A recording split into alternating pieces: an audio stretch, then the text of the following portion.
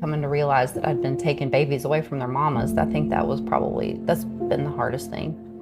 But it's stunning. It's stunning to me that I was like, how did I not see it? How did I not? The last time we took babies to the sale, the mothers were just like waiting, bawling, crying, bawling. Babies were crying, bawling. We are now vegan and going to convert our poultry barns into growing mushrooms. We used to milk our goats and make our cheese here in Southern California. But we transitioned. We stopped breeding our goats. You stopped breeding your goats. Right. You've got to breed. You're bringing so many animals into the world. We've always wanted to rescue. We still would take other goats in. And you go, it doesn't make any sense. This is not sustainable. You cannot keep bringing, if you have 10,000 goats, the average is going to be 5,000 boys. What are you going to do with them? And there is no humane kill. The amount of feed that, you have to feed to these animals to produce that milk. It can feed a lot of people. He said, "You made this cheese. It tastes to me like it's 2 years aged. It's fresh, the texture." He said, "You've got it." He said, "What is it? Cashew?" I said, "Yeah." We want to rock the boat.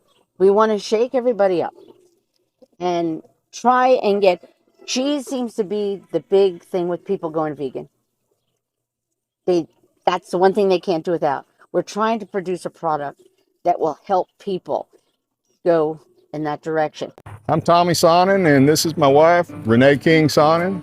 And we used to have a ranch here called the Sonnen Ranch. Now it's known as the Rowdy Girl Sanctuary.